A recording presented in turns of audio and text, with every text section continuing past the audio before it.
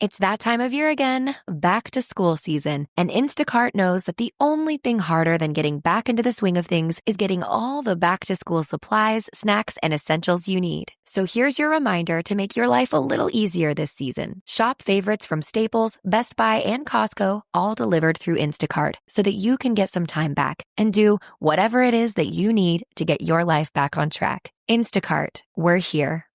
A happy place comes in many colors. Whatever your color, bring happiness home with CertaPro Painters and make your happy place your home. CertaPro Painters, that's painting happy. During our spring sales event, special offers are available through April 30th. Schedule your home painting project today and bring happiness home. Each CertaPro Painters business is independently owned and operated. Contractor license and registration information is available at CertaPro.com. It already feels like home.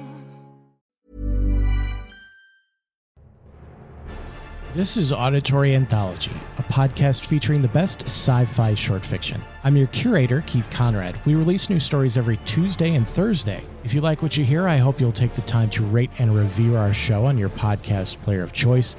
And be sure to recommend it to a friend. That'll help us grow the podcast and continue to share these stories with you each and every week.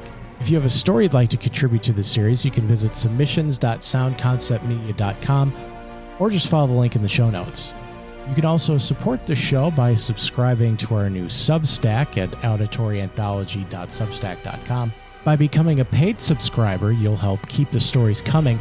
You'll also get every episode completely commercial-free, and you can now vote on which story will feature in the upcoming episodes. In this episode, we'll be sharing Invariant by John Pierce. Dr. Homer Green invents a rejuvenation treatment that lets your body always heal any damage to it perfectly, and he tries it on himself. That was on September 11th of 1943. Now it's August of 2170, more than 200 years later, and he looks exactly the same.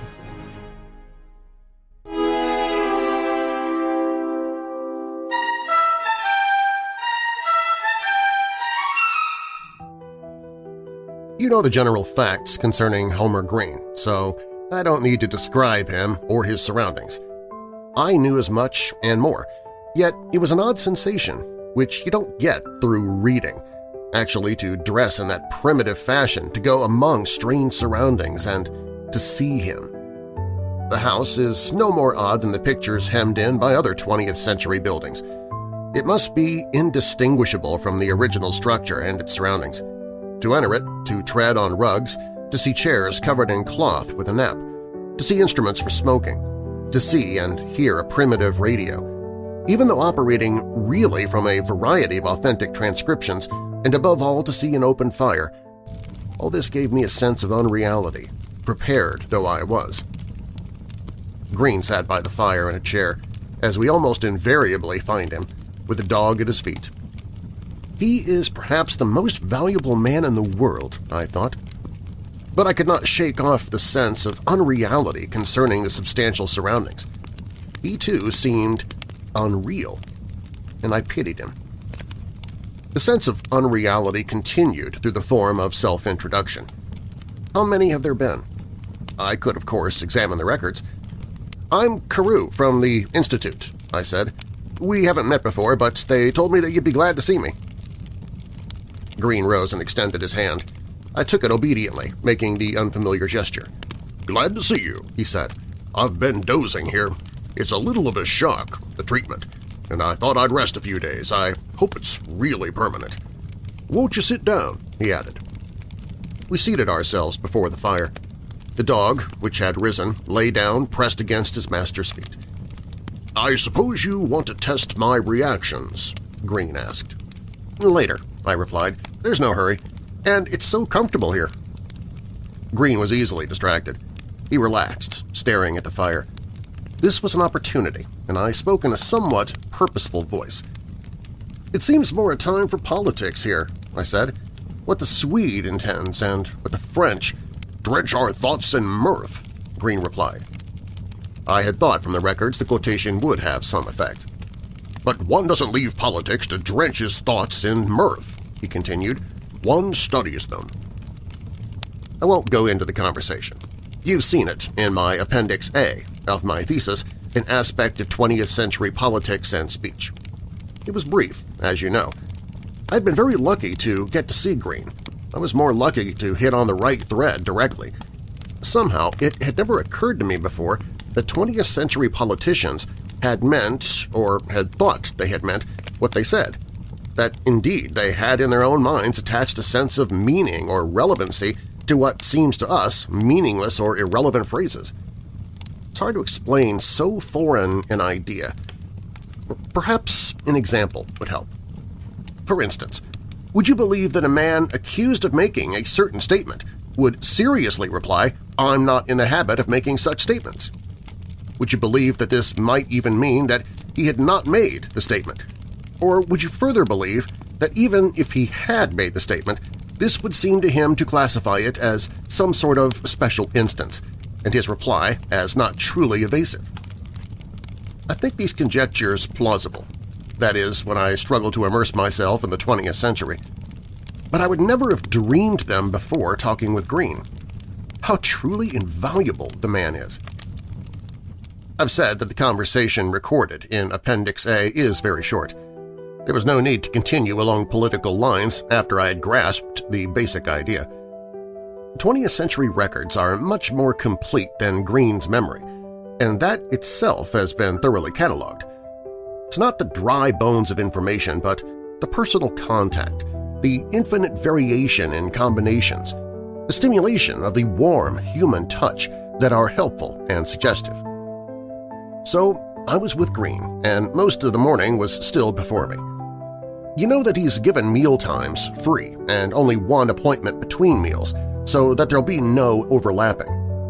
I was grateful to the man and sympathetic, and I was somewhat upset in his presence. I wanted to talk to him of the thing nearest his heart. There was no reason I shouldn't. I've recorded the rest of the conversation, but not published it. It's not new. Perhaps it is trivial, but it means a great deal to me. Maybe it's only my very personal memory of it, but I thought you might like to know. "What led to your discovery?" I asked him. "Salamanders," he replied without hesitation. "Salamanders." The account I got of his perfect regeneration experiments was, of course, the published story. How many thousands of times had it been told? Yet I swear I detected variations from the records. How nearly infinite the possible combinations are. But the chief points came in the usual order. How the regeneration of limbs in salamanders led to the idea of perfect regeneration of human parts. How, say, a cut heals, leaving not a scar, but a perfect replica of the damaged tissue.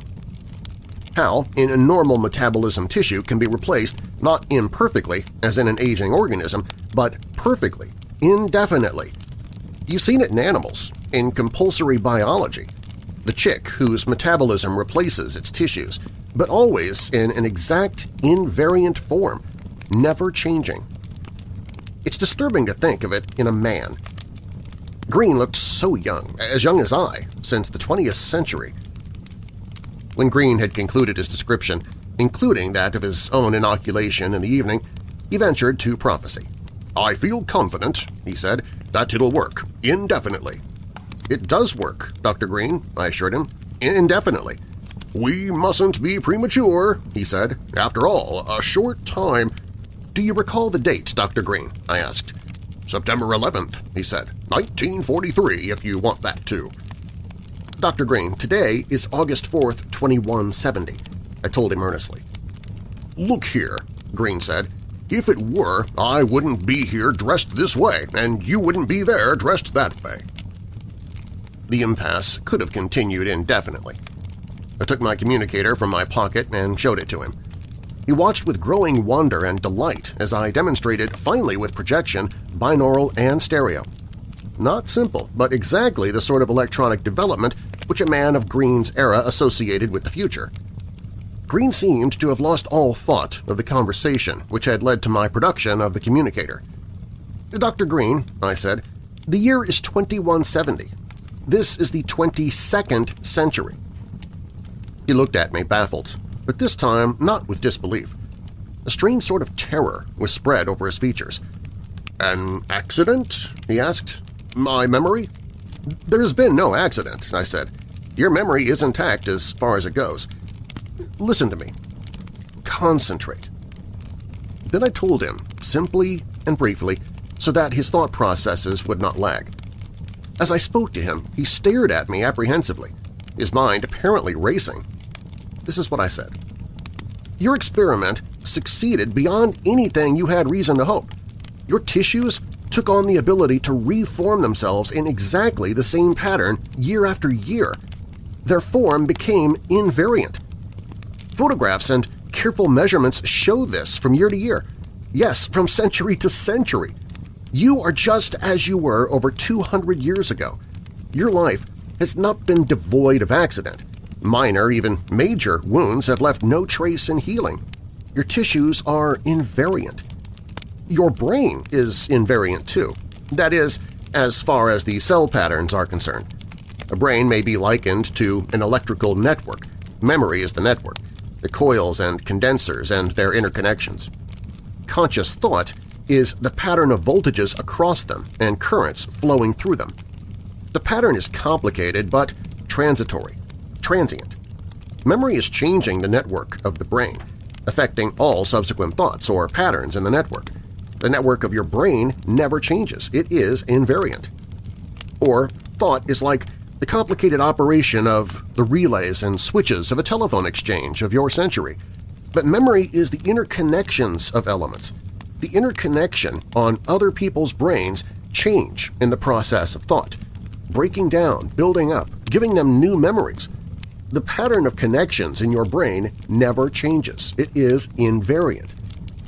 Other people can adapt themselves to new surroundings, learning where objects of necessity are, the pattern of rooms, adapting themselves unconsciously without friction. You cannot. Your brain is invariant. Your habits are keyed to the house. Your house as it was the day before you treated yourself.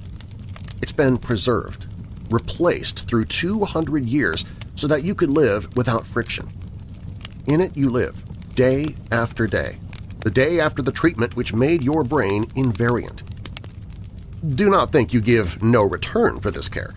You are perhaps the most valuable man in the world.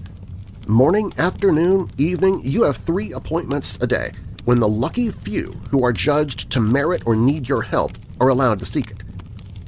I'm a student of history. I came to see the 20th century through the eyes of an intelligent man of that century. You are a very intelligent and brilliant man. Your mind has been analyzed in a detail greater than that of any other. Few brains are better. I came to learn from this powerful, observant brain what politics meant to a man of your period. I learned from a fresh new source, your brain, which is not overlaid, not changed by the intervening years, but is just as it was in 1943.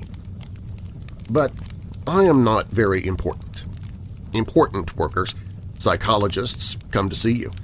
They ask you questions, then repeat them a little differently and observe your reactions. What experiment is not vitiated by your memory of an earlier experiment? When your train of thought is interrupted, it leaves no memory behind. Your brain remains invariant. And these men, who otherwise could draw only general conclusions from simple experiments on multitudes of differently constituted and differently prepared individuals, can observe undisputable differences of response due to the slightest changes in stimulus. Some of these men have driven you to a frenzy. You do not go mad. Your brain cannot change. It is invariant. You are so valuable, it seems the world could scarcely progress without your invariant brain. And yet we've not asked another to do as you did.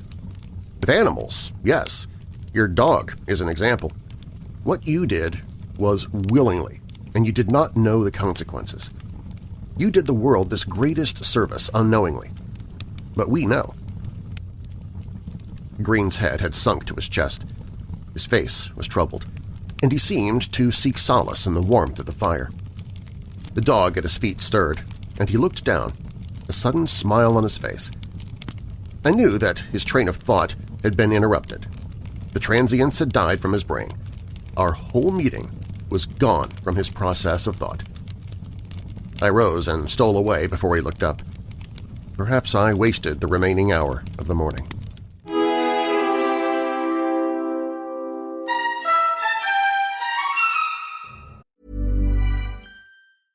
Celebrate 95 years of better appliance shopping at Bray & Scarf's Anniversary Sale. Going on now. Save big on in-stock refrigerators and best-selling washers and dryers. Plus, get savings on top of savings with stackable rebates on select GE Profile and Cafe packages.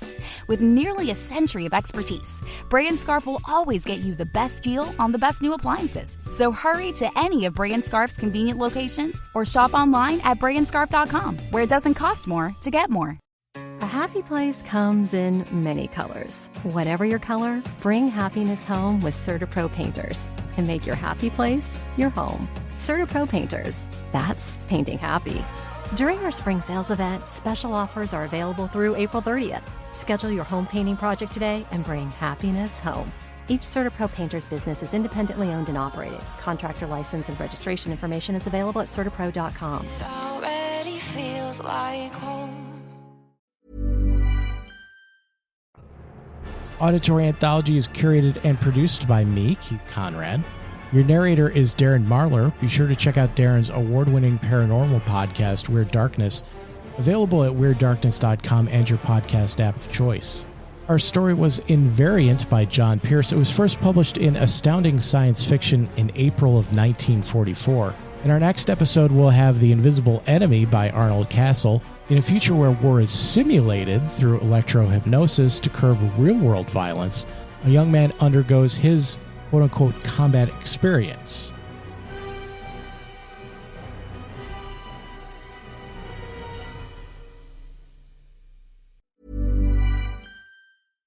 KFC presents a story about the pursuit of flavor. When Colonel Sanders learned there was no such thing as a free lunch, he went to the kitchen and made one to prove people wrong. That's why Rewards members can get a free bucket on us. 8 pieces of the Colonel's classic fried chicken or juicy original recipe tenders. The Colonel lived so we could chicken. Get a free bucket on us when you spend $15 in the KFC app. Only available on KFC.com or in the app for participating stores through KFC Rewards account with minimum $15 online purchase before taxes, tips, and fees. When your company earns unlimited 2% cash back on all purchases with Capital One, that's serious business. So Stephen at SandCloud got a serious business card, the Spark Cash Plus card from Capital One. We used our 2% cash back to help build our retail presence. Savvy, Stephen. And we get big purchasing power, so our business can spend more and earn more. The Spark Cash Plus card from Capital One. What's in your wallet? Terms and conditions apply. Find out more at CapitalOne.com/SparkCashPlus.